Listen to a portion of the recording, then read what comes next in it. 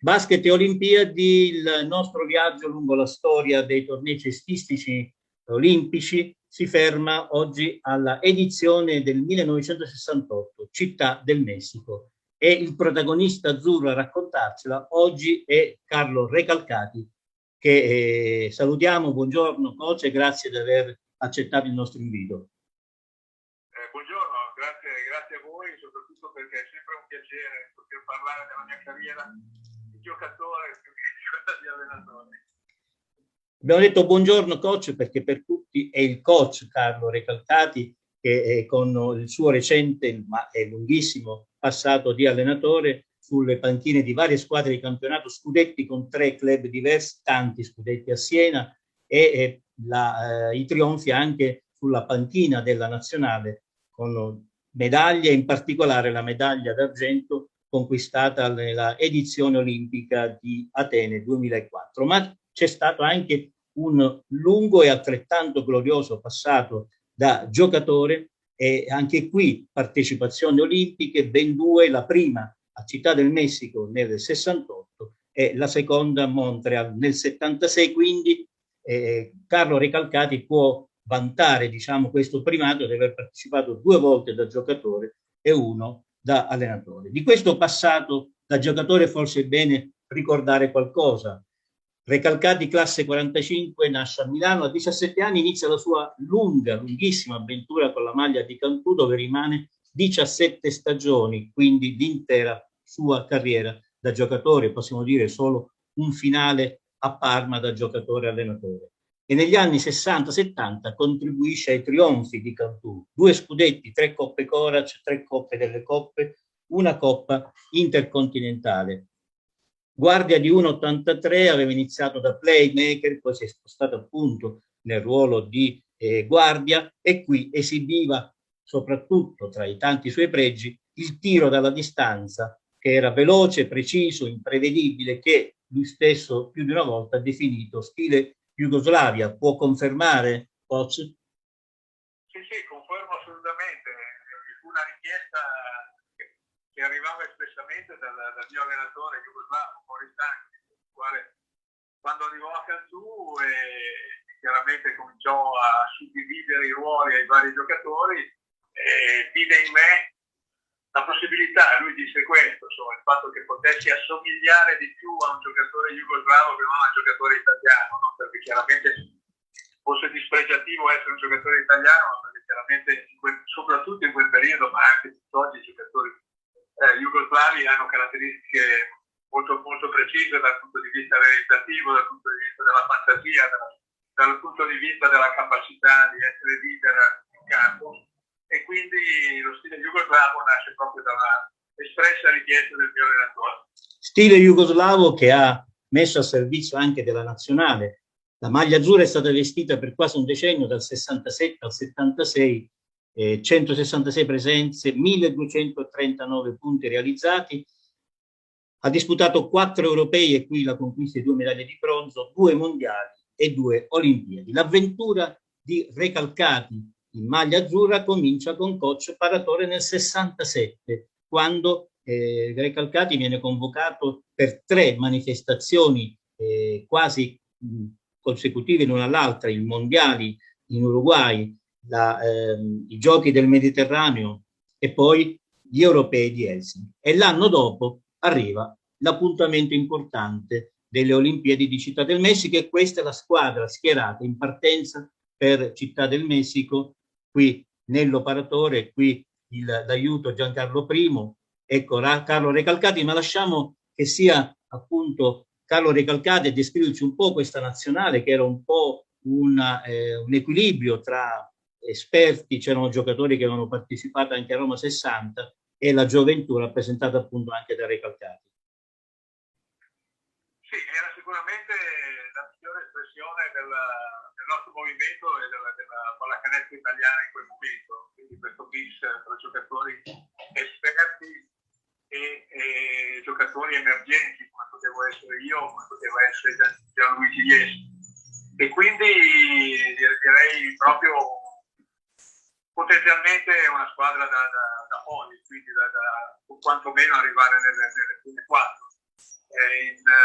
partimmo in 13 perché con noi c'era anche Gianfranco Fantini, che è il giocatore, sì, esatto, vicino a Giancarlo I, perché considerando la distanza e considerato il fatto che il roster definitivo, come si dice oggi, sarebbe stato presentato il giorno alla vigilia delle Olimpiadi, chiaramente trovandosi in Messico, se ci fosse stato un problema all'ultimo momento di dover sostituire un giocatore sarebbe stato difficile farlo arrivare in tempo. Quindi il paratore decise di partire con 13 giocatori.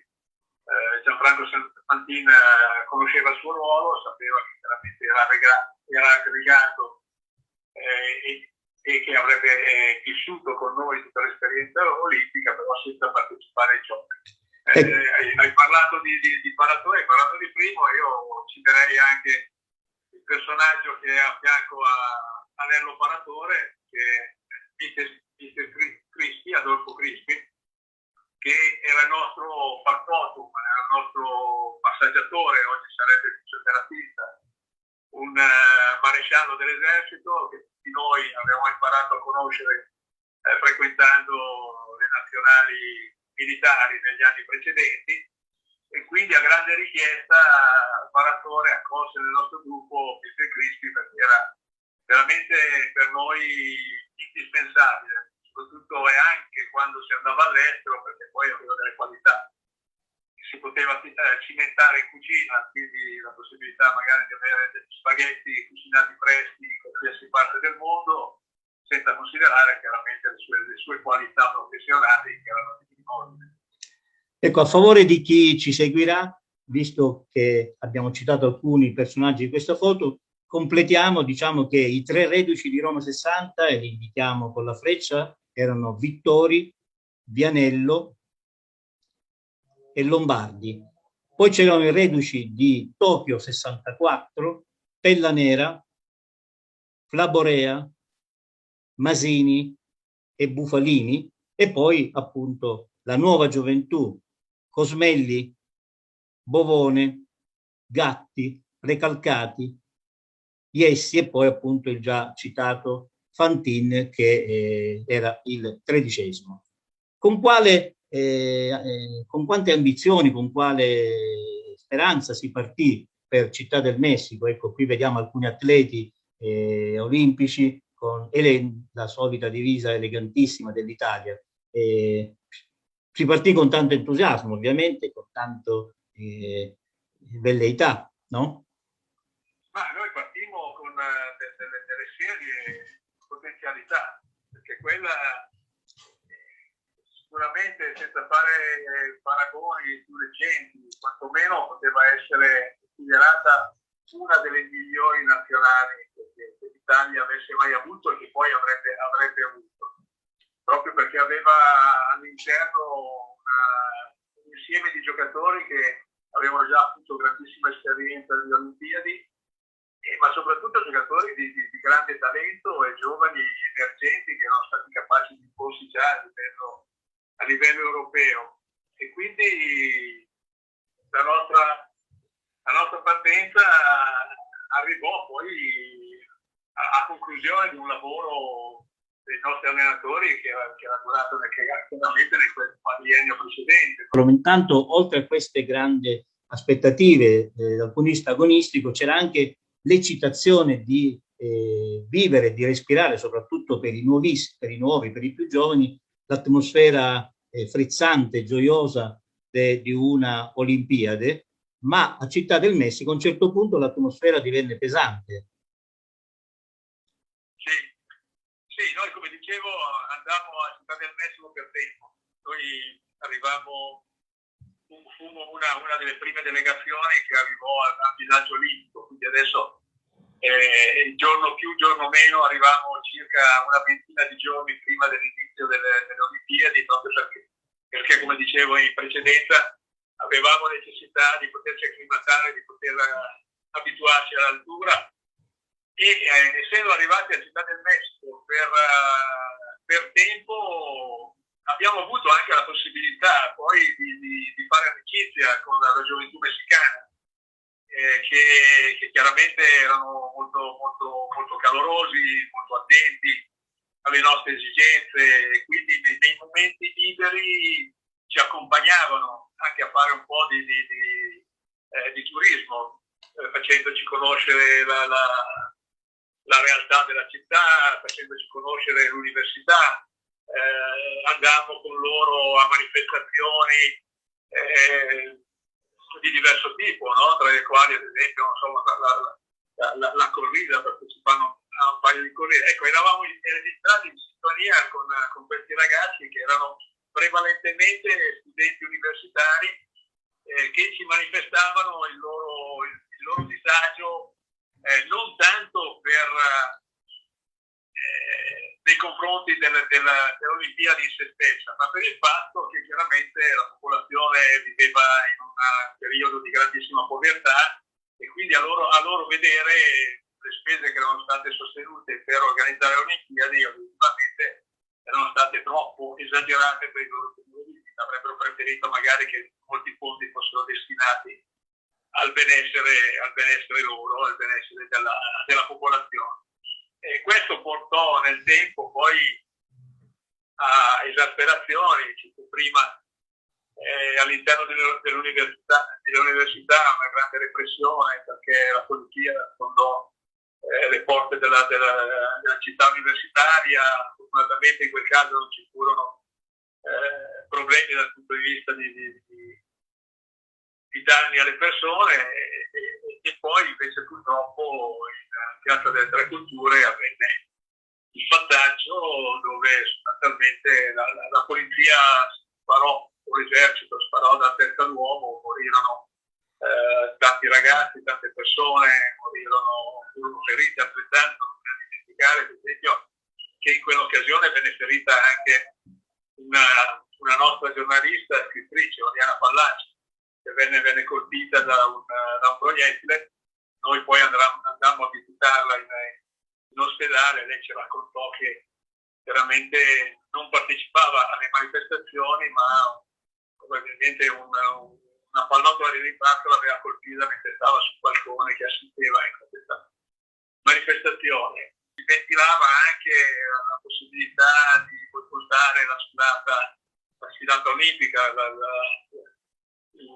l'apertura dei giochi, e questo devo essere sincero, ci mise un po' di eccitazione. Già il nostro allenatore era titubante nel farci partecipare alla sfilata olimpica perché noi avremmo dovuto giocare il giorno dopo e una sfilata olimpica è una cosa molto, molto stancante perché è vero che si svolge la sera, però i preparativi sono lunghissimi, devi stare tantissimo tempo in piedi, tantissime ore sotto il sole e quindi già c'era dell'incertezza nel farci partecipare alla sfilata. Quando poi arrivò questa ventilata possibilità che ci potessero essere anche disordini, ecco, quello fu un pochino la goccia che fece propendere la decisione sul fatto di non partecipare, almeno come squadra di pallacanestro, alla sfilata olimpica, ed è stato un vero peccato, perché è un'esperienza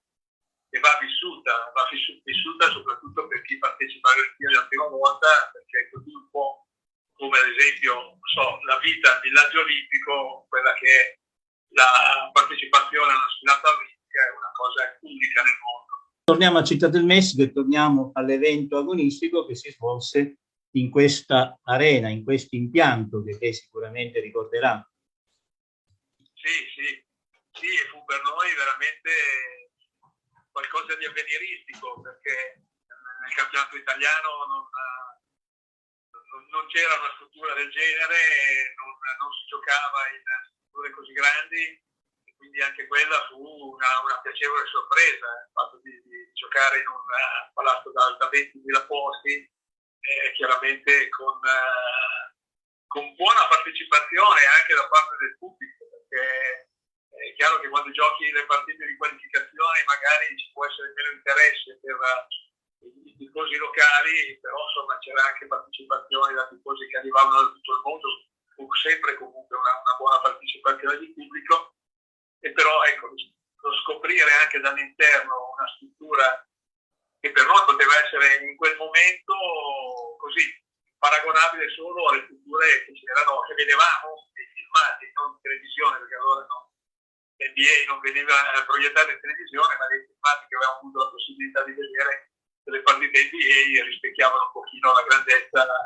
di quell'impianto che abbiamo poi ritrovato a Città del Mare. Ecco, l'inizio fu promettente, all'altezza delle attese, con 4 vittorie consecutive. Va bene, gli avversari non erano dei più temibili. Faccio risaltare il suo debutto olimpico contro le Filippine con una presenza in doppia cifra, poi la vittoria con Panama, con Porto Rico, con Senegal. Questo è un suo canestro, per la verità, realizzato contro la Spagna. Poi a un certo punto, dopo queste 4 vittorie, arriva la partita chiave con la Jugoslavia. E lì cosa successe? Sì, noi sapevamo quando siamo partiti, quando abbiamo conosciuto il calendario, che le prime partite fortunatamente erano alla nostra portata, e così lo dimostriamo anche. E sapendo che poi la prima del girone sarebbe stata sicuramente la squadra americana degli Stati Uniti, era fuori di dubbio che la qualificazione per le semifinali ce la saremmo giocata con la Jugoslavia. E infatti così avvenne, perché fu una partita molto equilibrata. Alla fine perdemmo i supplementari per credo 11 o 12 punti, ma era un divario bugiardo, che la partita l'avevamo giocata veramente alla pari con una squadra dotata di grandissimi campioni. C'era Kovac, c'era Josic, c'era Ivo Daneo, il mio idolo da ragazzino, e poi c'era Scansi, c'erano tanti giocatori che avevano già giocato partite importanti per la squadra jugoslava, e la giocammo praticamente alla pari. Purtroppo non riuscimmo a vincere quella partita, e soprattutto non riuscimmo a chiudere la partita nei tempi regolamentari, perché per un errore banale che poi dopo ci costò a conti fatti la qualificazione. Dopo la partita con la Spagna c'erano alcuni giorni di sosta, e ebbi un forte attacco febbrile di stomatite che mi mise veramente fuori gioco, con febbre a 40 e herpes noiosissimo. Tant'è vero che sia il nostro medico che i medici della Guardia Medica del villaggio olimpico non trovarono niente che non farmi delle iniezioni di penicillina, che però non contribuirono ad abbassarmi la febbre, e oltretutto, non sapendo di che origine potesse essere il mio malanno, venni isolato, e quindi venni messo in una cameretta isolata, dove il mister Crispy mi portava, oltre che farmi le iniezioni, mi portava da mangiare, la colazione, il pranzo, la cena, e ho seguito purtroppo da lontano, per quello che poi mi hanno raccontato anche i miei compagni, purtroppo il disgregarsi di un gruppo che, fallito l'obiettivo, si era un pochino disgregato, quindi siamo arrivati a perdere anche con 2 squadre che avevamo battuto agevolmente nella fase di qualificazione. Ecco, e così purtroppo quella sconfitta con la Jugoslavia fu determinante anche sul morale della squadra, e alla fine, dopo ambizioni e velleità, arrivò un 8° posto che fu deludente e che sancì l'esonero di coach Nello Paratore. Lei come ha vissuto questo esonero, visto che era stato comunque lui a chiamarlo in nazionale? Sì, ovviamente con grande dispiacere, perché al professore ero molto legato, perché mi aveva dato per primo la possibilità di vestire la maglia azzurra.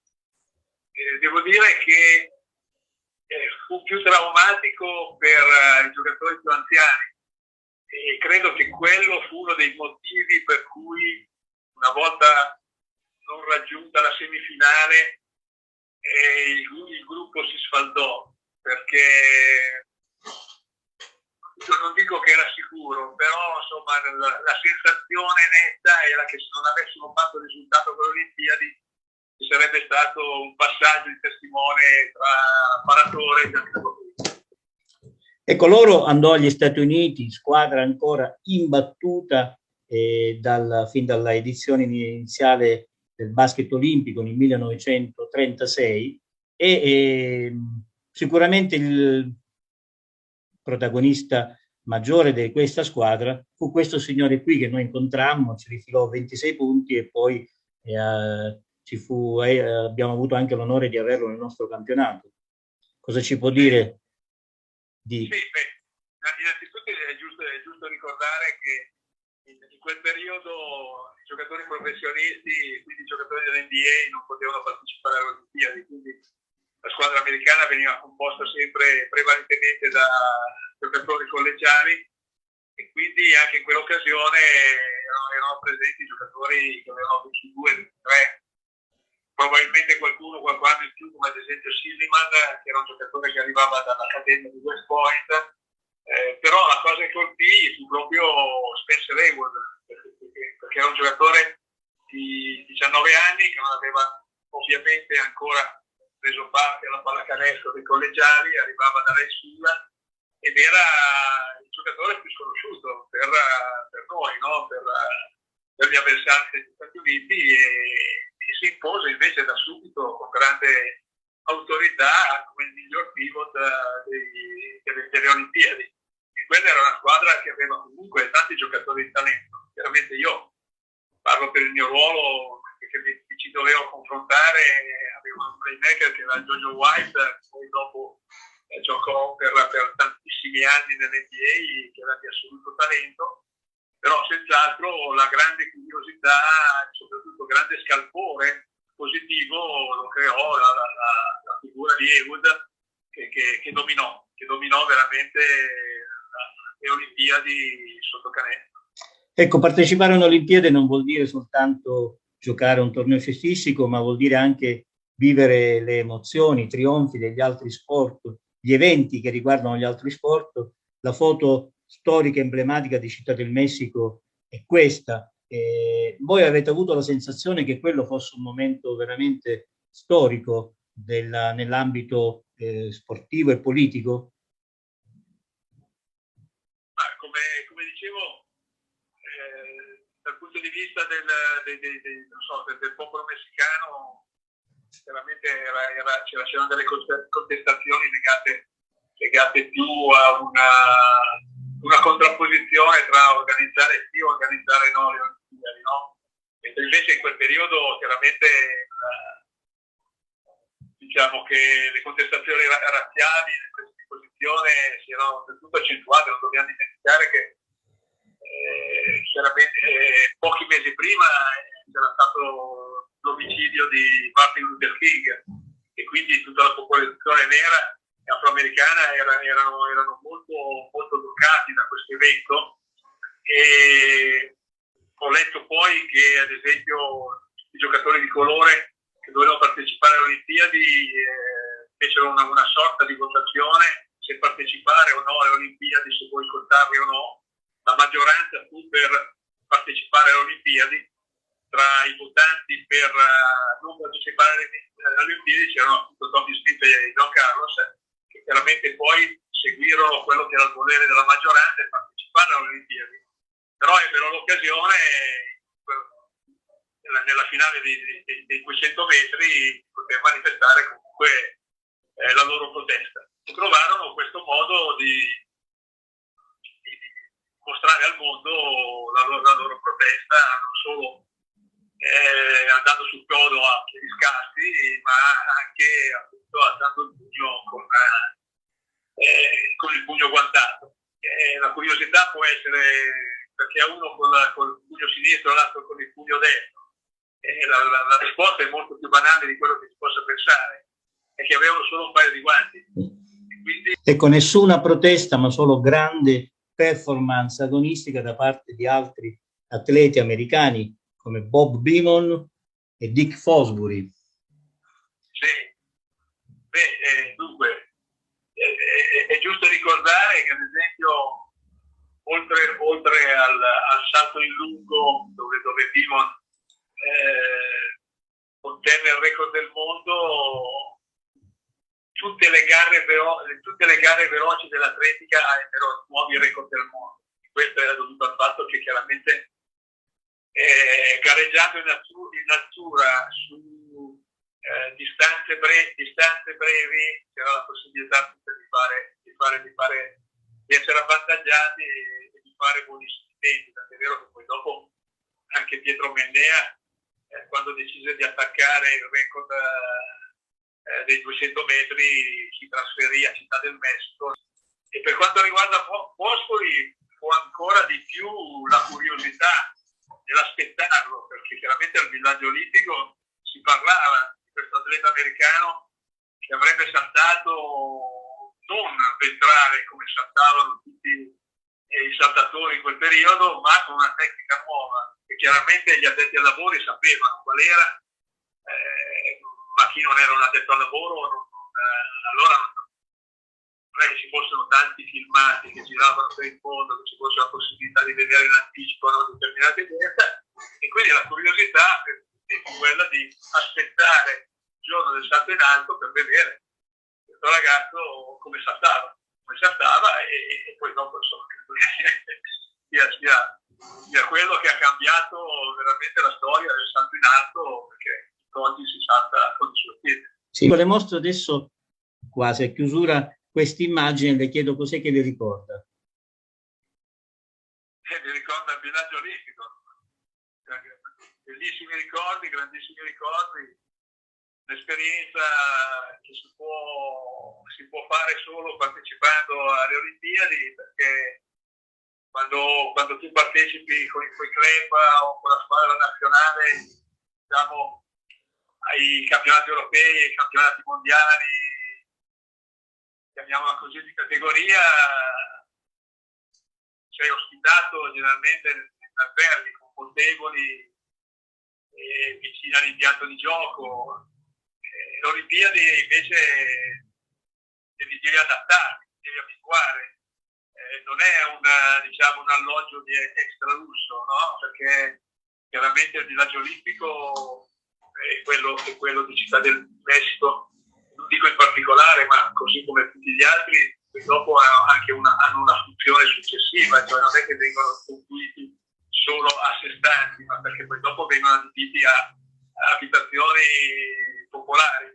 E quindi ci trovavamo appunto a condividere le palazzine e gli appartamenti con altri atleti italiani di altre discipline e non italiani delle discipline, e all'interno del nostro gruppo avevamo due appartamenti chiaramente che avevano una cucina, un soggiorno, delle camere, servizi adattati a quel periodo per poterci fare stare nelle squadre di basket. Però c'era il minimo indispensabile, per cui se volevi un comodino in più, un letto in più, una scrivania in più, un tavolo in più, dovevi andare al magazzino del villaggio, caricartelo in spalla e portartelo nel tuo appartamento.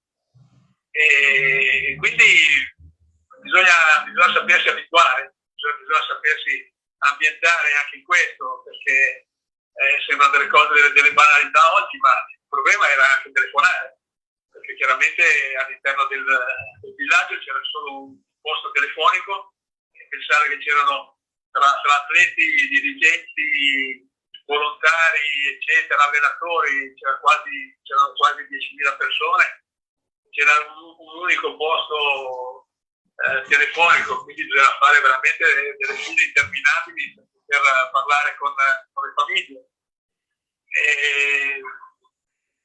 Dovevi abituarti a fare quello che poi in definitiva fanno tutti, no? Nelle proprie abitazioni, ma che quando sei via con la squadra nazionale abitualmente non fai. È veramente anche il bello, perché non è riduttivo dire che nelle difficoltà viene veramente a terra, perché soprattutto nelle difficoltà ci metti anche il gruppo, perché ti trovi tutti nelle stesse situazioni. E poi soprattutto vedi grandi campioni di altri sport celebrati che fanno le tue stesse cose, che hanno le tue stesse difficoltà, che vanno al ristorante dove non c'è un posto assegnato, e quindi e non ci sono i tavoli riservati, quindi il primo che arriva si accomoda, poi dopo gli altri si adeguano, però quello ti dà la possibilità veramente di vivere 24 ore su 24 le esperienze altrui e le abitudini altrui. Con quale spirito poi salutato Messico 68, la sua prima esperienza olimpica, e se pensava un giorno di poter rivivere quell'esperienza poi addirittura da allenatore? Potete capire quale era il mio desiderio, oltre al partecipare alla sfilata inaugurale, di poter partecipare e di godermi appieno un'altra Olimpiade. Fortunatamente ho avuto la possibilità appunto di fare a Montreal 76 e poi tutte queste mie esperienze, soprattutto per quanto riguarda la vita al villaggio olimpico e la capacità di assaporare il piacere della sfilata olimpica, ho cercato di trasferirla alla squadra del 2004 perché volevo che arrivassero là preparati, perché appunto sono esperienze completamente nuove e diverse da quelle che ogni giocatore ha fatto.